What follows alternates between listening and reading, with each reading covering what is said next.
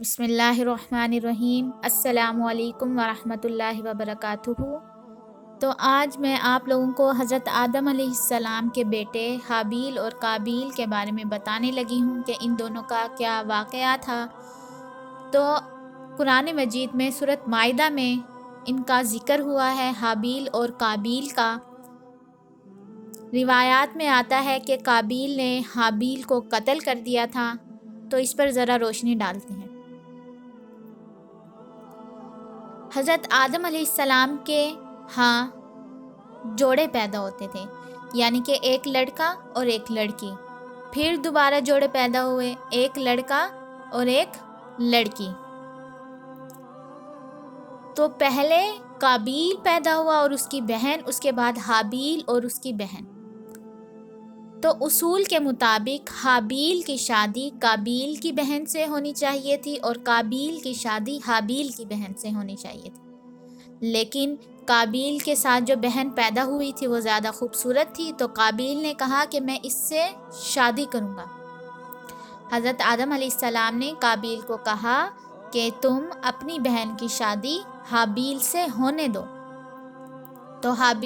تو اس نے انکار کر دیا۔ تو آدم علیہ السلام نے دونوں کو قربانی کرنے کا حکم دیا اور آدم علیہ السلام خود حج کرنے مکہ تشریف لے گئے۔ تو حابیل نے قربانی کے لیے ایک موٹی تازی بکری پیش کی، کیونکہ وہ بکریاں چرایا کرتے تھے، اور قابیل نے ایک اپنے کھیت سے ردی اور نکما گھٹا پیش کیا، کیونکہ وہ کھیتی والا تھا۔ آسمان سے ایک آگ اتری اور حابیل کی قربانی کھا گئی اور قابیل کی قربانی کو چھوڑ دیا۔ پہلے یہ ہوتا تھا کہ اللہ تعالیٰ جس کی قربانی قبول کرتے تھے تو آسمان سے ایک آگ اترا کرتی تھی اور اس کی قربانی کو کھا جایا کرتی تھی یا جلا دیتی تھی۔ اس سے معلوم ہو جاتا تھا کہ اس کی قربانی قبول ہو گئی۔ چنانچہ ایسا ہی ہوا، حابیل کی قربانی تو قبول ہو گئی لیکن قابیل کی قبول نہیں ہوئی، جس بات پر وہ ناراض ہو گیا اور اپنے بھائی کو کہنے لگا کہ میں تجھے قتل کروں گا اور صرف اس صورت میں چھوڑوں گا کہ تو میری بہن سے شادی نہ کرے۔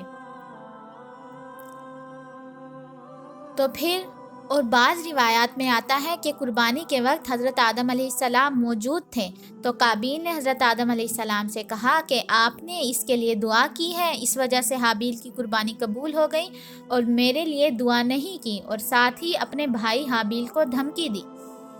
ایک رات حابیل بکریاں چرانے گئے ہوئے تھے، گھر واپس لوٹنے میں کچھ دیر ہو گئی تو حضرت آدم علیہ السلام نے قابیل کو بھیجا۔ قابیل نے اپنے بھائی کو پا لیا اور کہا کہ تمہاری قربانی قبول ہو گئی ہے، میری قربانی قبول نہیں ہوئی۔ تو حابیل نے کہا کہ اللہ تعالیٰ پرہیزگاروں کی ہی قبول کرتا ہے۔ قابیل کو غصہ آیا، اس نے تیز دھار لوہے سے حابیل کو قتل کر دیا، اور یہ بھی کہا گیا ہے کہ اس نے حابیل کے سر پر پتھر مار کر اس کا سر کچل دیا جبکہ وہ سویا ہوا تھا، اور ایک قول یہ بھی ہے کہ گلا دبا کر منہ سے درندوں کی طرح کاٹ کر اس کو قتل کیا۔ تو پھر قتل کرنے کے بعد جب قتل کر دیا قابیل نے اپنے بھائی کو، تو 1 سال تک اسے اپنی پشت پر اٹھائے رکھا۔ یہ روایات میں ہے، بعض روایات میں ایسے بھی آیا ہے کہ قابیل نے جب حابیل کو قتل کر دیا تو 1 سال تک اسے اپنی پشت پر اٹھائے رکھا، اور بعض نے کہا ہے کہ 100 سال تک اٹھائے رکھا۔ وہ اسی حالت میں رہا کہ اللہ تعالیٰ نے 2 کوے بھیجے، اور ایک روایت میں ہے کہ وہ دونوں کوے آپس میں بھائی تھے، وہ آپس میں لڑے، ان میں سے ایک نے دوسرے کو مار دیا، پھر زمین کو رید کر اس کوے کو اس میں پھینکا اور اسے چھپا دیا۔ جب قابیل نے یہ حالت دیکھی تو اس نے بھی ایسے ہی کیا اور اپنے بھائی کو زمین میں دفن کر دیا، اور کہا کہ ہائے افسوس، میں عاجز آ گیا کہ اس کوے کی طرح ہو جاتا اور اپنے بھائی کی لاش کو چھپاتا۔ مورخین نے ذکر کیا ہے کہ حضرت آدم علیہ السلام اپنے بیٹے حابیل کے قتل پر بہت غمگین ہوئے۔ تو پھر اس کے بعد بعض روایات میں ہے کہ جب قابیل نے اپنے بھائی کو قتل کیا تو اس کو اس کی جلدی ہی سزا مل گئی کہ اس کی پنڈلی ران کے ساتھ چپک گئی اور اس کا چہرہ سورج کی طرف رہتا، اس کے گھومنے کے ساتھ گھومتا، اپنے بھائی کے ساتھ اس کے بغض اور عداوت اور حسد کی وجہ سے اس کو یہ سزا ملی۔ حدیث میں ہے، نبی کریم صلی اللہ علیہ وسلم نے فرمایا کہ ظلم و زیادتی اور قطع رحمی سب سے زیادہ حق رکھتی ہے کہ اللہ تعالیٰ اس کی سزا آدمی کو دنیا میں دے اور آخرت کی سزا اس کے علاوہ ہوگی۔ یہ ترمذی شریف کی حدیث ہے۔